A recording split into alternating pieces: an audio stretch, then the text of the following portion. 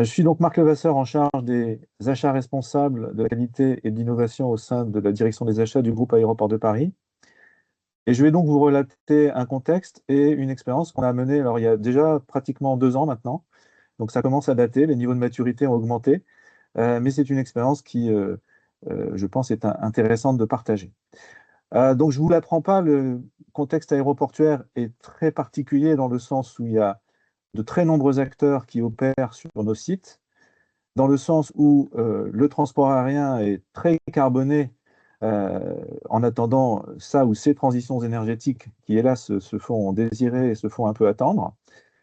Et que nous, en tant que gestionnaires de plateformes parisiennes, mais bien au-delà également actionnaires de l'ordre de 25 plateformes de par le monde, au travers d'un groupe donc, qui fait voyager plus de 300 000 pax par an et qui, à ce titre, est le premier groupe aéroportuaire mondial, euh, juste un tout petit peu challengé par le groupe Vinci Airport, eh bien, nous avons une feuille de route extrêmement ambitieuse et complexe à dérouler. Cette slide montre juste, en fait, le contexte. On peut revenir sur la slide précédente, juste, j'ai juste un petit... Voilà, il y a un graphique en bas de cette slide qui resitue, entre guillemets, la complexité du sujet. Donc, en fait, on a quelque chose qui s'appelle GSE, ce sont les services au sol de tous les équipements qui sont nécessaires à la logistique globale de l'aéroport. On a un truc qui s'appelle APU, qui sont en fait les engins, pardon, les moteurs secondaires des avions qui se trouvent dans la dérive de l'avion, dans la queue de l'avion, et qui sert notamment à la climatisation des avions quand ils sont sur les aéroports et quand ils sont au poste. Et on a quelque chose qui s'appelle le cycle LTO, ça veut dire en fait landing take-off. Et ce cycle, en fait, est la part du carbone des compagnies aériennes que nous comptabilisons dans notre bilan carbone de gestionnaire aéroportuaire. Donc, grosso modo, on comptabilise des choses pour lesquelles, finalement, on n'a pas nécessairement toujours le moyen d'action. Alors, il se trouve qu'en fait, on en a au moins en partie un moyen d'action. Et ce que je vais vous présenter va adresser la ligne APU, donc les fameux moteurs de climatisation des aéronefs au contact. Je vais passer à la slide suivante. Les achats du groupe Aéroport de Paris sont extrêmement variés parce qu'on a une casquette de maire, on a une casquette d'industriel, on a une casquette de prestataire de services également vis-à-vis des passagers, des compagnies aériennes, des transporteurs cargo, etc., etc. On est interfacé avec les services de l'État. Donc les achats, en fait, ça couvre beaucoup, beaucoup de familles, beaucoup de fournisseurs.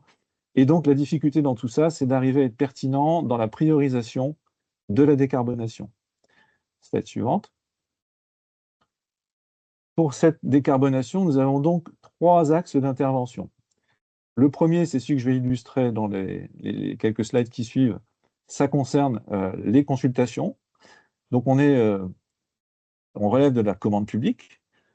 On est labellisé relations fournisseurs et achats responsables, ce qui explique aussi d'ailleurs que je suis toujours volontaire pour participer à des événements comme celui-ci, en partie donc, pour accompagner nos fournisseurs et partenaires.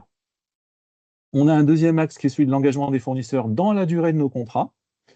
Donc l'idée par rapport à ce sujet-là, c'est de prolonger les contrats pour avoir un vrai levier d'action contractuelle qui nous permette d'atteindre des performances à moyen terme. On se rapproche d'une durée de 6 ans et l'objectif pour tout ce qui est prestations, ce serait d'atteindre 8 ans.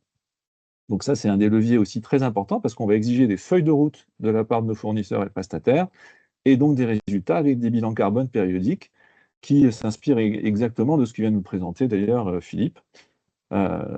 Et donc, on est totalement convergent là-dessus. Et puis, troisième axe, ce qu'on appelle des initiatives transverses, qui relèvent de fait d'une forme de synergie de décarbonation entre différents acteurs qui sont présents sur les aéroports, et pas toujours, en fait, ceux qui sont titulaires d'un contrat avec l'Aéroport de Paris.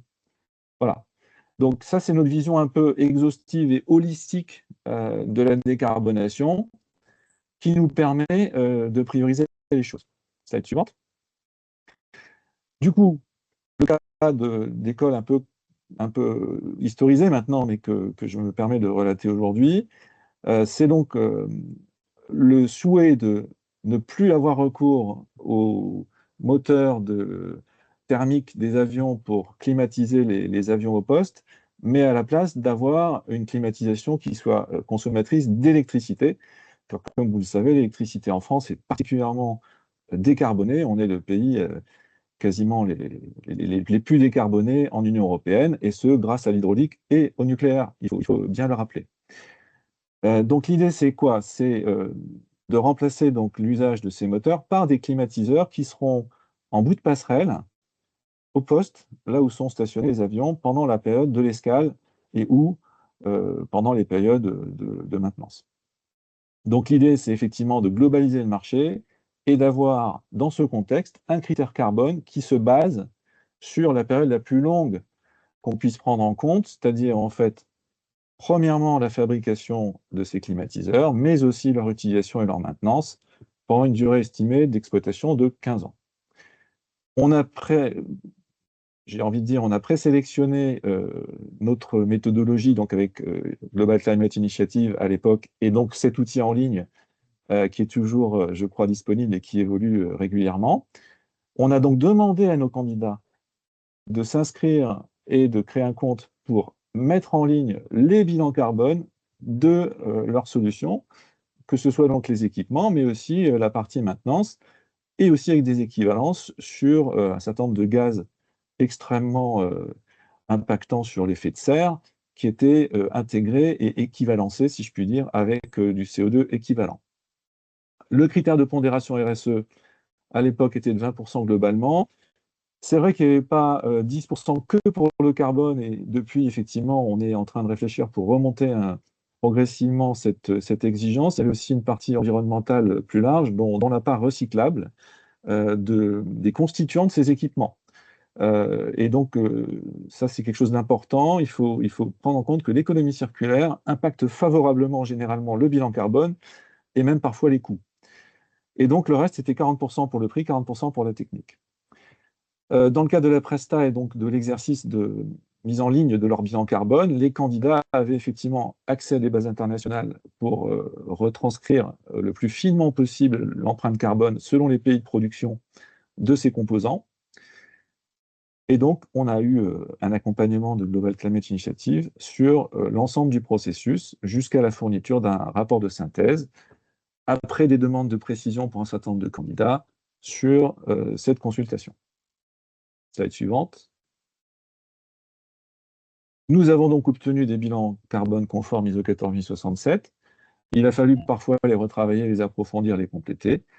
In fine, on avait donc des mesures qui étaient tout à fait auditables, traçables et, si je puis dire, discriminantes, puisqu'on peut avoir, selon les types de produits proposés, quasiment un écart du simple double dans le bilan carbone sur la période d'utilisation, fabrication et maintenance comprise. Nous avons donc pu sélectionner les titulaires en fonction de la notation pondérée et globalement, finalement, faire une économie virtuelle, un évitement de pollution d'environ 5000 tonnes de CO2 par rapport à l'offre qui a été retenue, premièrement. Donc ça, c'est dans le contexte de la consultation, mais de façon plus large, par rapport à une généralisation de l'usage de ces climatiseurs, on est sur un volume de l'ordre de 100 kilotonnes par an de CO2 sur les aéroports parisiens. Donc c'est quelque chose d'assez considérable, et de fait, même si c'était entre guillemets un premier coup d'essai, on a tous appris lors de cet exercice.